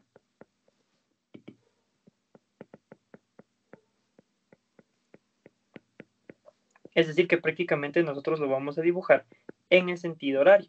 Otra forma de entenderle, otra forma de dibujarle, es que este prácticamente se encuentra por debajo, ¿ya?, del eje X. Entonces, la conclusión más importante que nosotros debemos de tener en cuenta es que nosotros, para darle la dirección a nuestra vector en la representación polar, primero tenemos que entender si es que es signo positivo o si es que es signo negativo. Al momento de que nosotros como tal quisiéramos dibujarlo, ¿ya?, prácticamente, si nosotros lo dibujamos por encima del eje X, a la vez va a seguir siendo positivo. En otras palabras, esta dirección como tal va a ser en sentido antihorario. Ahora, fíjense en qué tipo de sentido le está entregando. Ya, este tipo de sentido, para este caso, ojo con esto, está hacia arriba. Entonces, el signo como tal muchas veces me ayuda a identificar qué tipo de sentido va a tener el vector que nosotros estamos analizando dentro de nuestro sistema, ¿ya? Por ejemplo, para este caso, nosotros tenemos signo negativo, es decir, que se va a encontrar por debajo, ¿ya?, del eje X, y por ende, en este caso, tiene un sentido que está apuntando hacia abajo, ¿ya? Entonces es importante tenerlo. Ahora viene la cuestión, ¿ya? Tal vez así con la fórmula sea un poco difícil de entender. Es decir, nosotros vemos así esta representación y dice, chuta, o sea, ya, me está explicando la forma, ¿cómo decir? Ya, me está explicando lo que sería prácticamente la forma analítica. Pero yo quiero entenderle más. Obviamente vamos a hacer ahora unos pequeños ejemplos, ¿ya? Pongamos algunos ejemplos.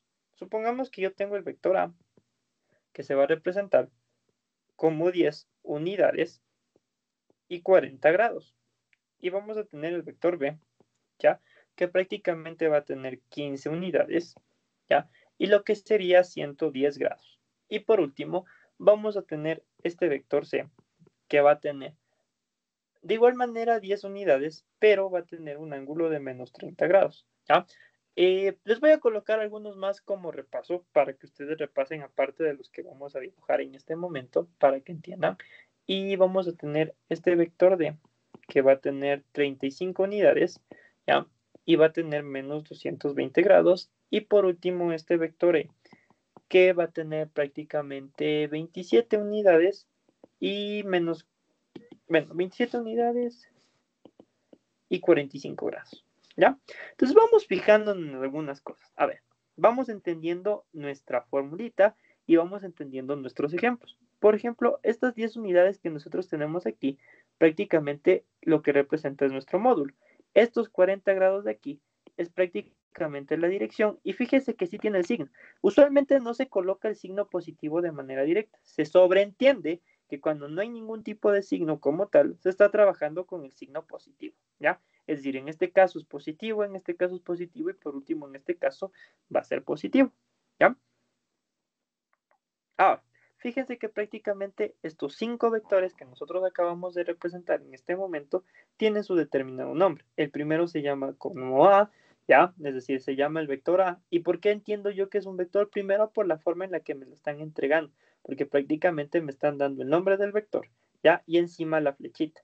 Lo mismo con este vector de aquí. En este caso, este vector se llama B, tiene su flechita, en este caso se llama C porque tiene su flechita, en este caso se llama D porque tiene su flechita, en este caso se llama E porque tiene su flechita. Y cumple con las características. Todos estos vectores que me están entregando aquí tienen un determinado módulo, que en este caso son estos valores que se encuentran a la izquierda, y los que se encuentran a la derecha sería prácticamente su dirección, que recordemos cuáles eran las características. Módulo es qué tan largo es mi vector, ¿ya? La dirección es del ángulo y el sentido es hacia donde está apuntando como tal. Entonces, en este caso, como tal, prácticamente, si se dan cuenta, tiene sus módulos, ya que prácticamente son lo que se encuentra a la izquierda, y sus direcciones. Ahora grafiquemos. ¿Ya? Vamos a graficarles para entender cómo funciona el sistema de referencia. Entonces, como yo les dije, pueden colocar el sistema de referencia donde ustedes quieran. Puedo colocarla acá, puedo colocarla acá, puedo colocarla acá. A la larga da lo mismo. ¿Ya? Entonces, en este caso, yo voy a dibujarle justo aquí, en este espacio que tengo solo para ir ocupando espacio. ¿Ya? Entonces, yo voy a tener... Ahora, viene una aclaración sumamente importante. Yo para la explicación hice la simplificación a tan solo dos ejes, pero lo habitual es que para los ejercicios nosotros entendamos cómo funcionan para todos los ejes, es decir, que prácticamente cuando ya vayamos a repasar con ejercicios, nosotros como tal trabajemos con todos los ejes, es decir, en este caso voy a tener mi eje X, voy a tener mi eje menos X, voy a tener mi eje y voy a tener mi eje menos Y. Y justo aquí yo estoy colocando lo que sería el origen del sistema de coordenadas. Entonces, ¿qué quiere decir esto? Que sobre este sistema de referencia yo estoy colocando mi sistema, sobre este eje de coordenadas yo estoy colocando o estoy sobreponiendo lo que sería como tal mi sistema de referencias con el que yo voy a deber de trabajar, ¿ya? Entonces en este caso yo voy a dibujar estos dos vectores como tal y ustedes van a repasar, ¿ya? Los que deseen obviamente con estos tres vectores que nosotros tenemos aquí, ¿ya? A ver, dicho esto como tal, o mencionado esto como tal, ¿ya? Vamos a empezar dibujando lo que sería el vector A. Ahora, cuando yo quiero hacer el gráfico como tal, para cualquier ángulo, en este caso cuando me estén entregando mi vector en coordenadas polares, ¿ya? Yo lo que voy a tener que hacer es siempre dibujar primerito el ángulo, ¿ya? Es decir, yo siempre voy a tener que dibujar primero la dirección. Entonces, en este caso, nosotros fijémonos que al tener un signo positivo como tal, significa que tiene que ser dibujado por encima del eje X. Entonces, en este caso me voy a apoyar con la rectita solo para que me coincida, ¿ya? Entonces, fíjense que aquí lo que yo voy a tener como tal es prácticamente mi vector A, ¿ya? En este caso, muchas veces no nos enfocamos mucho en el módulo, porque fíjense que, como les mencioné, a veces vamos a tener módulos, por ejemplo, que sean de 15 toneladas. ¿Cómo van a dibujar 15 toneladas en una hoja si eso es una cantidad inmensa? ¿Ya? Entonces, por eso a veces simplemente para el módulo tomamos como consideración lo que sería este apartado de aquí. Ya, es decir, solo le damos un estimado de qué tan largo puede llegar a ser. Pero la dirección no suele ser muy complicado. Por ejemplo, ustedes pueden utilizar su graduador como tal y con el graduador dibujar la determinada dirección que va a tener el sistema con el que estamos trabajando, como el caso que ocupé yo. Entonces aquí, fíjense que prácticamente yo le estoy dibujando desde el eje X hasta que choca con el vector y aquí tengo los 40 grados y en este caso prácticamente tiene un módulo de lo que sería aproximadamente 10 unidades. Entonces, ¿qué significa? Que este vector tiene un largo de 10 unidades como tal en una dirección de 40 grados a partir del eje X que nosotros estamos trabajando. Ahora vamos, por ejemplo, con el vector B, ¿ya? Fíjense que nuevamente nuestro vector B como tal, ¿qué es lo que tiene? Uy. Nuevamente,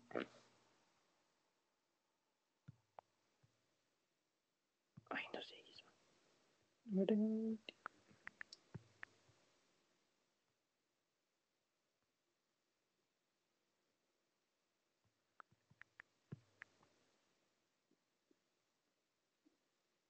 Ya, fíjense que nuevamente prácticamente este vector como tal, ya tiene una dirección que es positiva.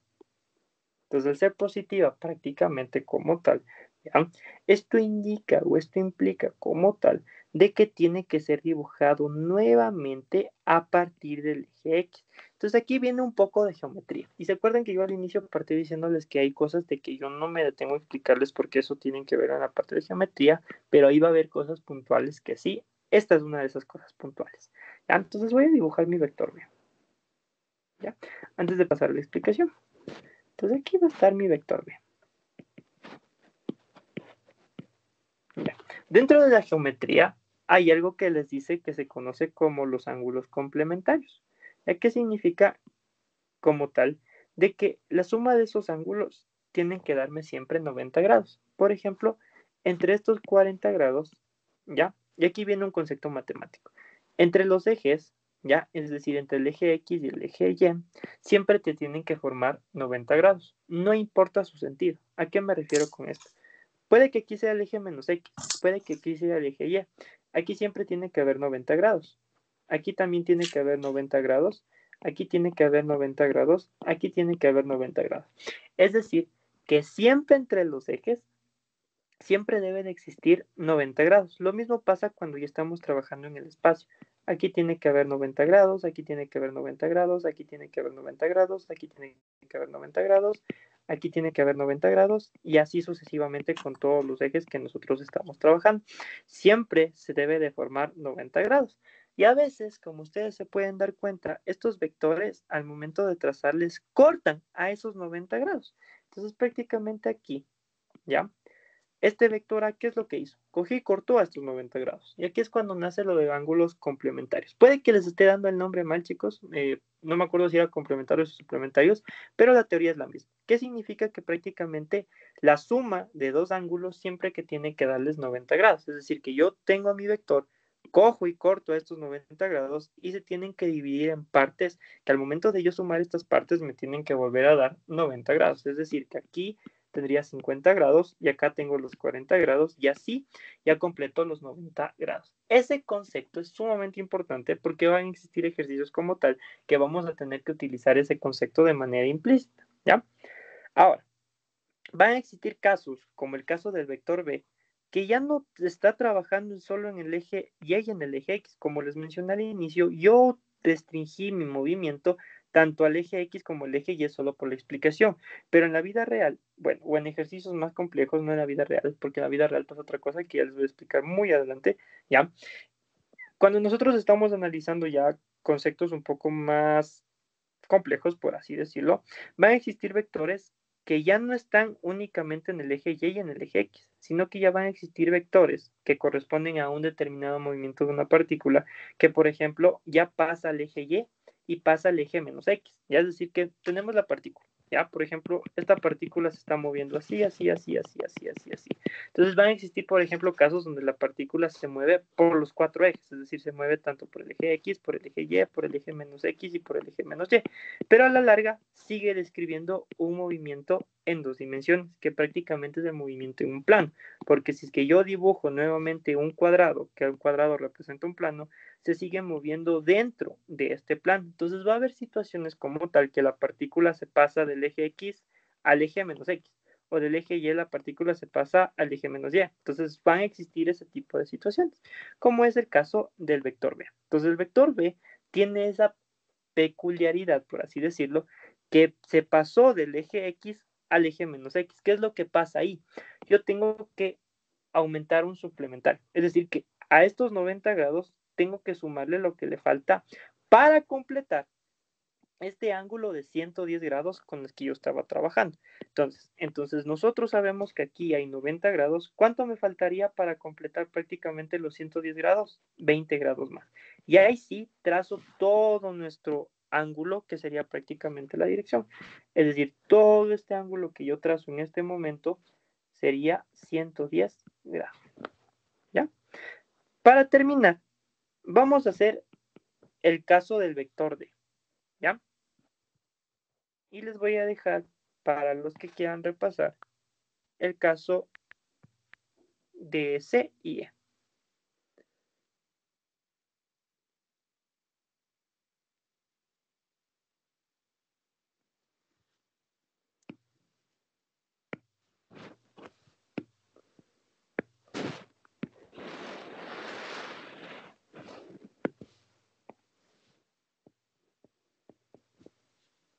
Ya, ahora, ¿qué es lo que pasa?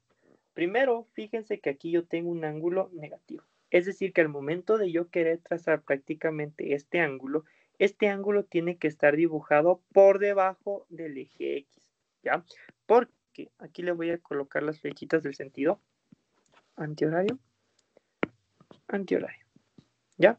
Porque prácticamente lo que sería en este caso como tal, ¿ya? Al tener un signo negativo, significa que tiene que estar siendo dibujado por debajo del eje X. Pero aquí viene la cuestión. Aquí me dice 220 grados, ¿ya? Entonces aquí yo tengo 90 Si yo vuelvo a completarle con 90, ¿hasta cuánto es lo máximo que estoy llegando? 180 grados. Entonces prácticamente significa que tengo que pasarme aún más. Entonces resulta que del eje menos Y yo me tuve que haber pasado al eje Y. Entonces ahí se cumple lo que les mencionaba, que van a existir estos casos donde los vectores se van a sobrepasar. ¿Ya? Entonces aquí yo tendría lo siguiente.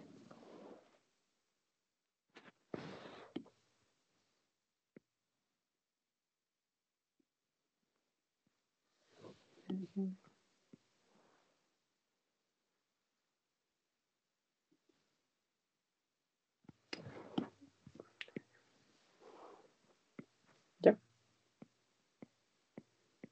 Entonces fíjense, aquí yo tengo 90 grados, aquí yo tengo 90 grados, ¿y cuánto me falta para completar los 220 grados? Pues prácticamente, si hasta aquí yo completé 180 grados, ¿cuánto me falta para completar los 220 grados? Sería prácticamente 40 grados. Entonces 40 más 180 ya me da de por sí lo que sería prácticamente los 220 grados.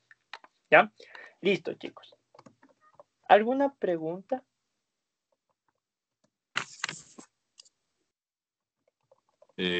Profe, una pregunta. Dime. En el último, en el que acaba de hacer ahorita, mejor dicho, le parte desde abajo, desde el verde, porque claro, es negativo, pero siempre va a partir desde X, entonces por eso le parte desde ahí le empieza, ¿verdad?, a trazar. Ajá, siempre vamos a partir, eso es una observación muy importante, chicos. Siempre vamos a partir desde el eje X, ¿ya? Para esta representación de coordenadas polares, ya nosotros siempre, deme un ratito, ¿ya?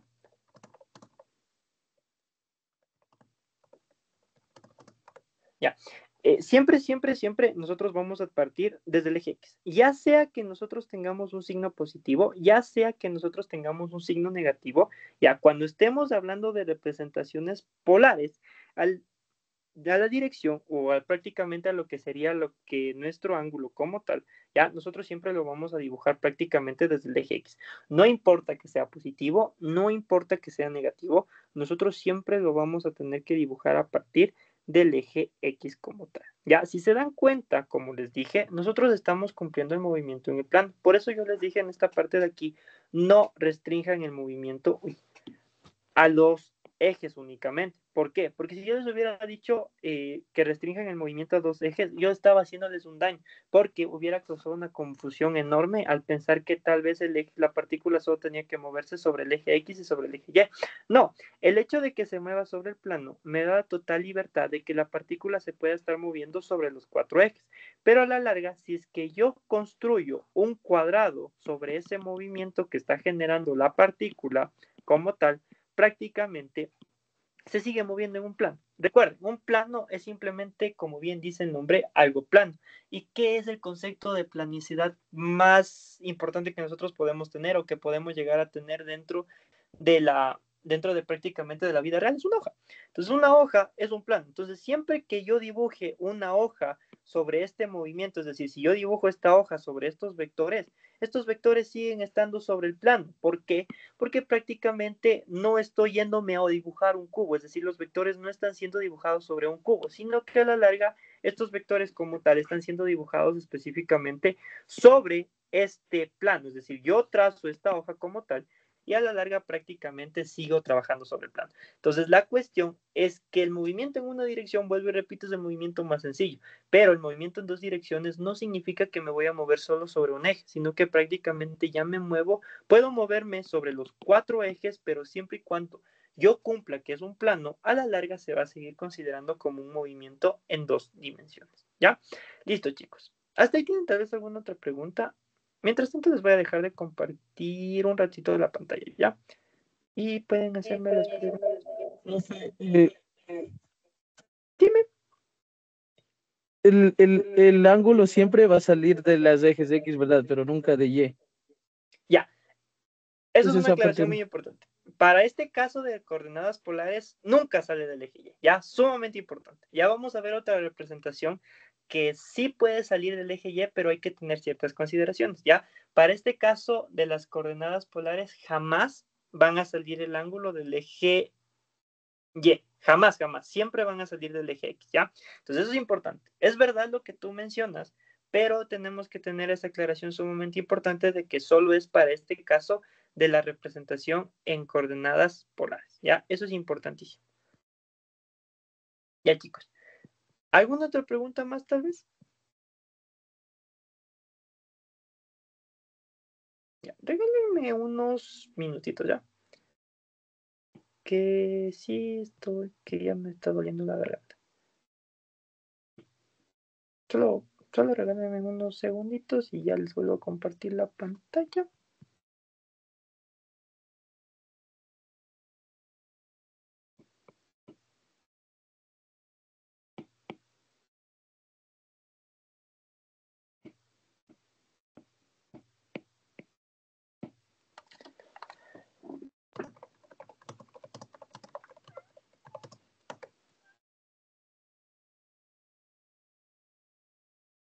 Ya, chicos, entonces les voy a volver a compartir la pantalla y una compañera mía tiene algo que decirles y denme 3 segunditos. Hola Ya. chicos, ¿cómo están? Bueno, está esto que se va a compartir la pantalla, ya les aviso ya. No se olviden que estamos con los cursos de acompañamiento para las personas que ya están teniendo dificultades. En este caso, esta sería la última clase de física, ¿no? De ahí nosotros sabemos hacer clases más adelante, ya cuando están previa pruebas o exámenes, pero al profe de física, los que ya no se inscriben en el curso, pues le van a ver hasta el día de hoy, hasta que sea una prueba o un examen, ¿no? De ahí también solemos dar algunas clases gratuitas. También estamos pensando, porque hemos visto que algunos chicos no tienen dificultades en lo que es lógica, entonces ya el profe de mate también les va a ayudar ahí con una clase más para que le puedan entender un poquito, ¿no?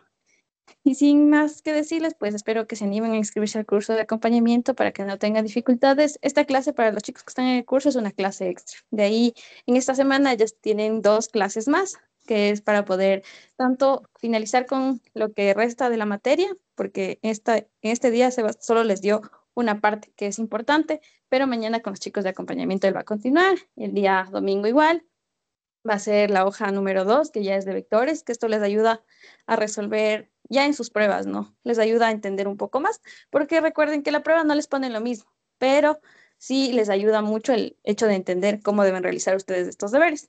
Entonces, ahí para que se animen a inscribirse, tenemos todas las materias de nivelación, bueno, a excepción de lenguaje, ¿no? Que sería fundamentos de mate, química, física y geometría. Si ya se les está dificultando, traten de estudiar por su cuenta o si no, busquen ayuda, pueden inscribirse a nuestros cursos de acompañamiento.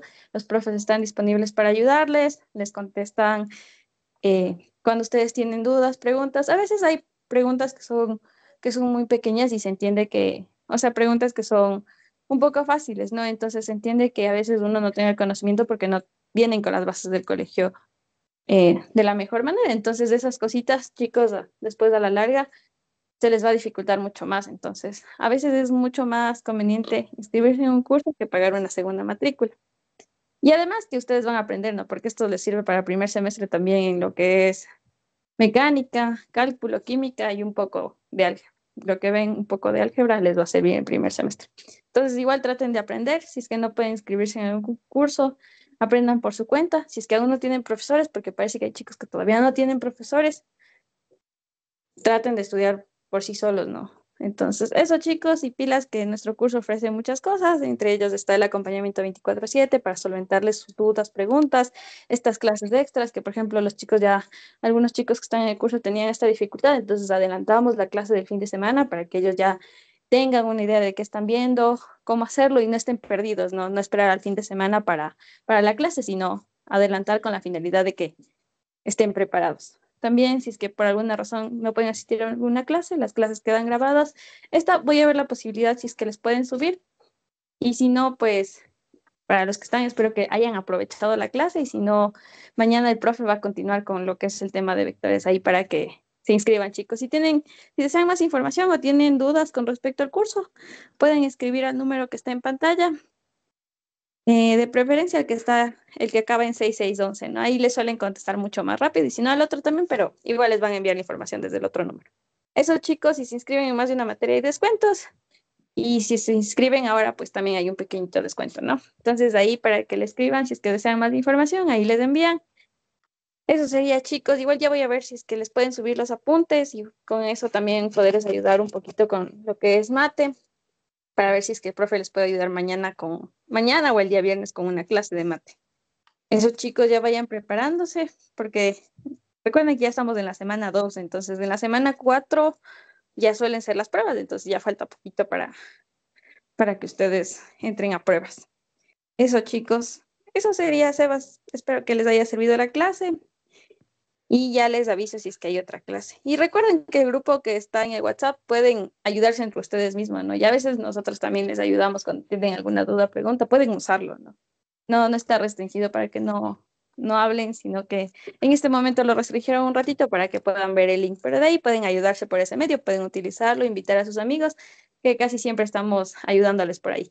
Eso, chicos, que tengan una linda noche y que les vaya bien. No se olviden, mañana con los chicos que están en el curso continuamos con la clase de vectores para que le entiendan, ¿sí? Entonces, y con nosotros nos vemos en la clase de mate, si es que se unen. Chao, chicos.